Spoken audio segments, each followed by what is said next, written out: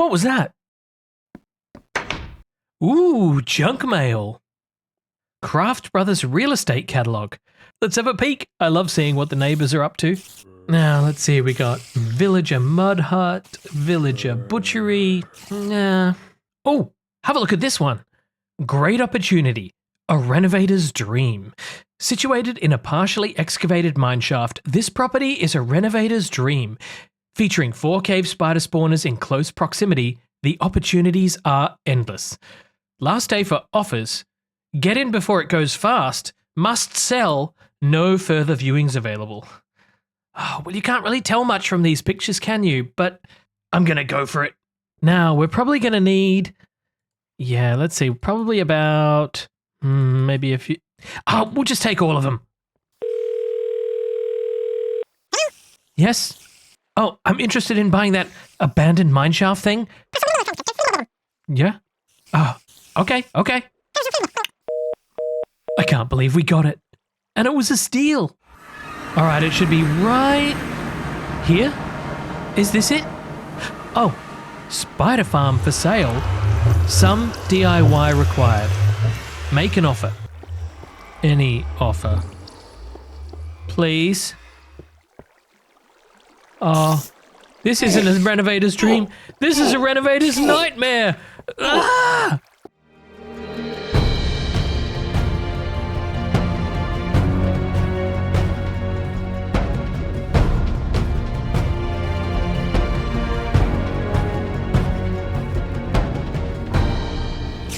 Welcome back, everybody, to Minecraft the Oh.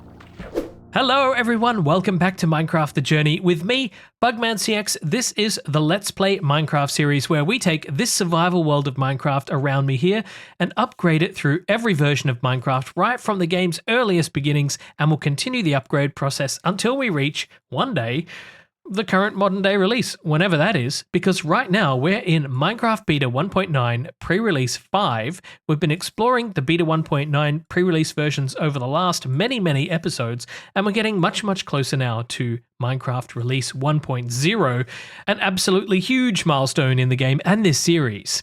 Well, before we get stuck into everything, you will have noticed that I got myself a new cave spider spawner area. Well, I already have a cave spider spawner right here, but there's only one. And when I moved into this ravine here, there were plenty of other cave spider spawners around, but unfortunately none of them were really in convenient distance from each other to activate more than one at a time. So I just settled for this one, and I combined it here with my skeleton spawner, which is right here in this converted dungeon, to give me the best XP that I could for this general area, really. But I've always wanted a better cave spider spawner setup that will give me multiple dungeon spawners, all able to give me plenty of XP all at once. So I'll show you exactly what I found, and I'll show you how close it is to this ravine. Down at the far end of the ravine here, we have this new portal, which takes us basically back to the Nether Hub, but a few hundred blocks off in this direction is exactly where I found these spawners. So let's pop into the Nether, where it's much quicker to get there because it still is a few hundred blocks to traverse. But right here behind us here, in this portal here, we have a 4-spawner mineshaft area, which is right behind me here. And as you can see in the distance there, we have 1, 2, 3, 4 spawners right in close proximity to each other. Now, I need to come back here with some torches, it seems, because this area is completely insecure. So, I'll be right back. Ah! Oh no! Oh dear. Isn't this incredible? These 4 spider spawners were in such close proximity that by just carving out this area here, I should be able to make a humongous spawning area and create a pretty interesting spider farm. But we're not going to do that in today's episode because I've kind of already done it. Whoa! Welcome to my new spider spawning room. Let's check it out. Right at the back of the room here, we have our 4 spider spawners, and by standing here, I'm in range of all of them. All 4 spawners here are slabbed on top to prevent any spiders from being able to spawn on top of them. So all of the spiders will drop down into this water zone here. And the water is basically here just to assist the spiders in getting towards this central section here, this channel in the middle, because they'll be tracking me in this room here and they'll typically follow me. Right now, they're more interested in me being inside of the spawner room here, which is why they're following me up here. But thankfully, they can't reach me. Typically, the spiders will like to crawl up this wall, and when they do, they'll reach this water section here, and this will push them back a bit, and they'll just drop back down, and then eventually make their way down into this central section here, and go through into the next chamber. As the spiders track towards the front, they'll make their way to this little section here, and either push each other or hurl themselves into this fall pit below. Once the spiders make their way down to this section, they'll be out of tracking range of the player, and this is important to ensure they don't get backed up in the system. The top layer of water here is to soften their fall damage and make sure they don't take any damage upon landing. The bottom layer here ensures that the spiders are channeled towards this section here, where they can make their way up into the ascension system, all the way up to the killing chamber. The spiders in this section continue to get pushed, and as they're not tracking the player, although they're tracking me right now, they will eventually make their way up the system through each push of the water and up each set of steps until they reach this loop at the back, which pushes them up to the top section as they make their way up towards the killing chamber. The top section continues to push spiders all the way up until they reach this loading section here, where the spiders will rise up, ready to await their destiny. Once you've got enough spiders, you can use the control panel above to activate Dr. Crusher.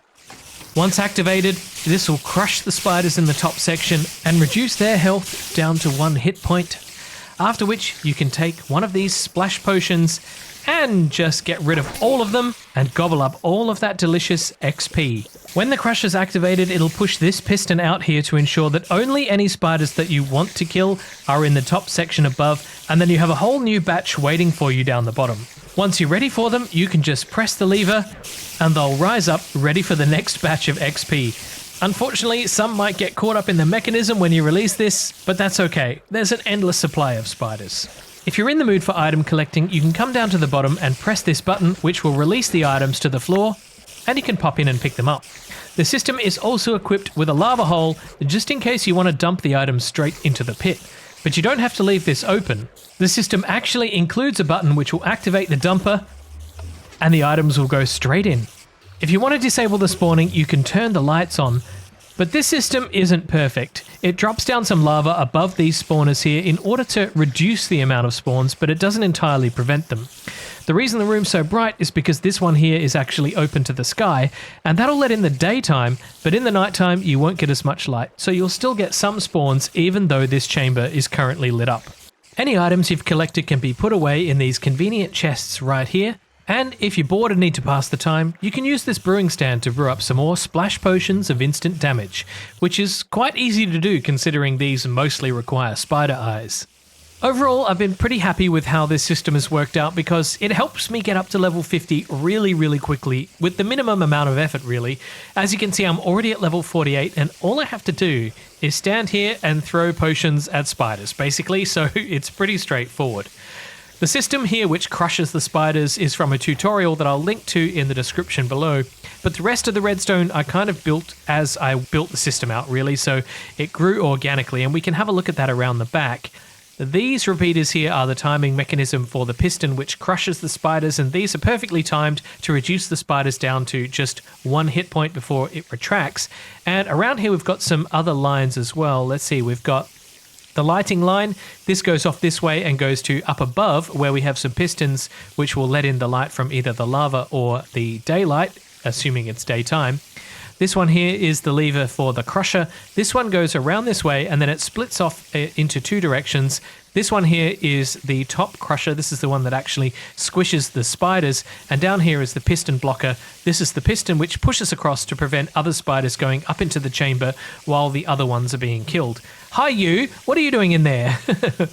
Down here at the water section, I did have to... Oh, I've gone down too far. In the water section, I did have to make... how do I get out of here now? In the loading section, you can see this kind of channel here because I didn't want to have this section here full of full block high water because otherwise a lot of the spiders will drown. So this goes back 8 blocks and leaves the pushing water here to be very shallow. But it does mean that a lot of spiders get built up in this system here and eventually they'll flush themselves through, but they can cause a bit of a bottleneck. So I added this little shover here, and the shover works like this. You can just flick the lever like this and it will just sort of push the spiders along. And if I want to come down here and help encourage some of the spiders out of the system, I can do that either by using the lever or by using the button, which is a little bit more automated, but a little bit slower as well. And then, of course, I added the lava opening and closing system, which is hooked up to a button above. This will open this block first to drop the items, and then shortly after, it'll open this block here, and those items will get destroyed in the lava. This lava hole actually turned out to be extremely important, because in this game at the moment, when you have multiple items on the ground, they don't currently stack together, which means that the game is tracking each of these items independently. The more items you have, the more the game has to track, and obviously that can lead to some pretty poor performance. Over here at the Crusher, when you have a situation like this where we've got, about 368 spiders, I'm going to show you exactly what happens. Let's get a potion at the ready, and we will just activate the Crusher. This should be killing a lot of them right now. A few of them are dying because they've already taken some minor points of health, but we still have a good 370 spiders right here ready to be killed. Now look what happens when we throw a potion at them. The game, it just grinds to a total halt almost. You can see just how bad that performance is, and that's because, well, there's nearly 1,500 items on the ground. So to get rid of these quickly and efficiently, I could leave the trap open, or I can just press this lever here, and this first lever will retract the piston and drop the items down, and this second one here will activate the dumping mechanism, and all of those items will go into the lava, and as soon as they do, the game returns to normal. So that's a convenient way of recovering from super lag. Not always perfect either, because these XP orbs are also a massive source of lag, but thankfully I can just stand here and absorb them all. Overall, I'm pretty happy with the results of this farm, but right now I want to take a look at something a little different. You might remember that in the Beta 1.8 pre-release, some debug keys were temporarily added, which allow you to manipulate the camera in all sorts of ways. Well, they're back. But once again, it's only for this version. They'll be removed again by pre-release 6. So this is our one chance in this version to play with these keys again. So let's go back over each of them and see what they do. F9 is an interesting one because it freezes the F5 camera in one direction only. So if I press F9 now, you can see that it's flipped around to behind me because that's the current angle of the camera. If I move my player's head around like this or reorientate my body, you'll see that the camera stays in a fixed position. And in fact, if I look in this direction and just start walking, you'll see that the camera follows along as if it's some sort of movie set. And if I head back this way and look this way, it's a little bit disorientating. It'll do exactly the same. But I can combine this with my I, J, K, and L keys as well, because those allow me to change the direction of this camera. So if I press I, it goes up, L, it goes, anti-clockwise, J around back to clockwise, and K down again. So if I want to make my player walk in, say, this direction, and then reorientate the camera a bit, I can do that. It's a little bit tricky to get the hang of, and especially if you're using a mouse and the keyboard to do all of that. But let's say I want to line it up like this a bit and then go for a little stroll this way. I can, and I can reorientate the camera around to face the front. Yeah, it's not too bad, but you can see where it has its limitations, especially if you're using it for actual gameplay. Not really a practical thing to do. Oh, no, I don't want to fall off. Yeah, I'm safe, don't worry. F6 is a really strange one. It enables some sort of floating Y-level lock thing. So I'm going to go into first person for this and just press F6. Actually, I'm going to go into F5 so you can see my feet. Now just look what happens if I walk normally. It's a little bit like I'm in flying mode, like I'm in create mode. And then all of a sudden, I don't fall anymore. I can stand right above the void hole here, completely risk-free. And there's no real way to go up or down. Pressing spacebar or shift does nothing. In fact, shift makes me crouch. The only way down, I think, would be to come over to a landing spot like this, press F6 again, and my player will land back on the closest surface. So that's a little bit odd. The notes did also say that it's possible to use that mode to glitch into blocks a little bit, but I haven't really tried that or had any... Oh, there you go. I can glitch into the first block, but not the second block. Let's try and go straight into the wall. Yep, I can go into the wall, but I cannot proceed any further. So I can probably go right through this. Yeah. Oh, don't want to be in there. Funny that didn't set me on fire. How unusual. When I'm talking to you like this in the reverse F5 camera, I often move the mouse around to animate the scene a little bit and make sure that things feel alive. But I can also now use O to move backwards like this.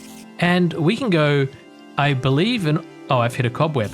But I can actually move the camera up and let's see if we can keep going. I think I can just go an unlimited distance away.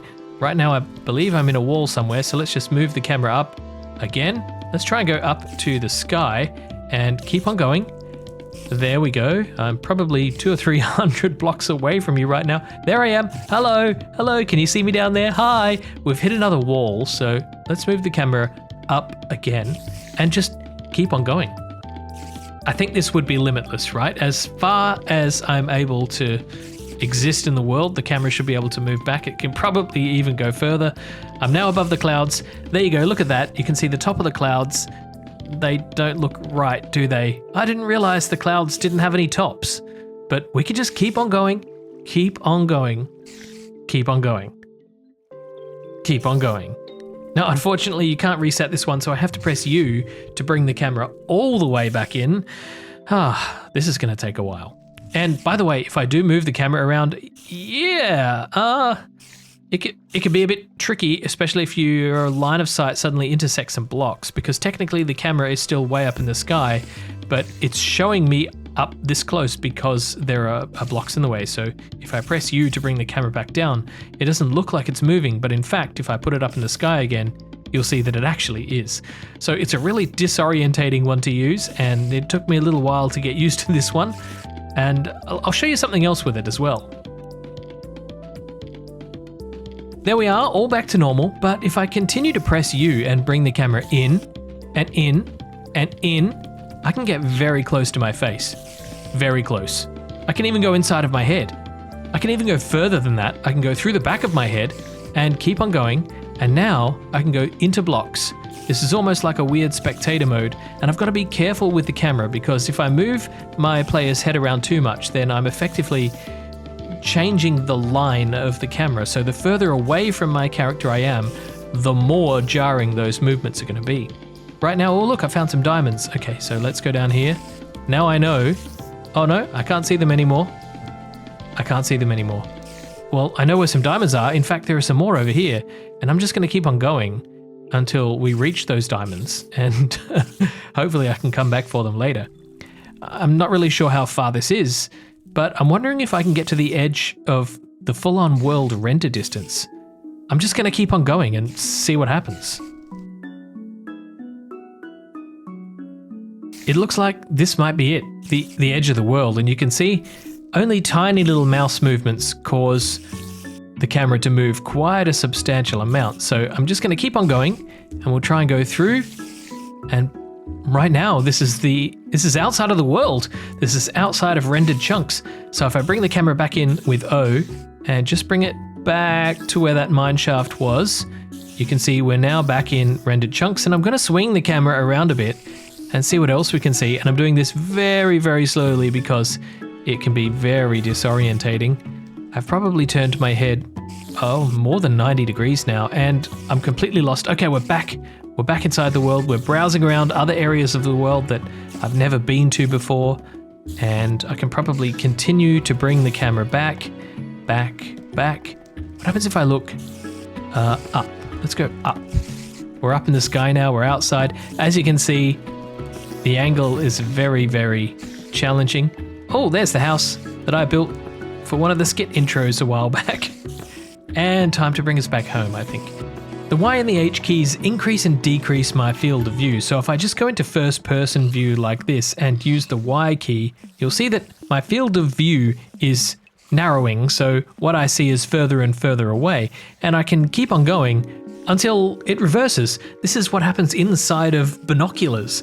And now the view is backwards. It's coming back towards me. This is such a disorientating view. And if I move around, you can see that up and down and everything is now all upside down and wibbly wobbly. And yeah, I don't like this. I don't like it. So H will reverse this. And if I find that swap over point, yes, I can bring it right back to something a bit more sensible. Oh no, wait. I can widen the field of view to ridiculous levels like this. So I can play the game like this, right? I can move around, but I have to be really careful that I don't fall off the edge of things. But look how deep that is. Wow, that looks like the storage room looks like it's 100 meters away, but it's actually just a few blocks. Oh wow, this looks really, really interesting. I wasn't expecting that. It seems to take me a long time to traverse these blocks as well. Look at the buckles on the front of the chests. Oh, that looks really weird. I don't like it at all. I don't like it one bit. The final set of keys are the N and the M keys, and these will rotate the camera in a clockwise or anti-clockwise direction. So let's start with N, and you'll see that, ooh, the world seems to be a little bit strange, and in fact, I can even walk around like this. M will turn it back the other way, and so we could just have a slightly wonky camera angle like this and just play the game like this.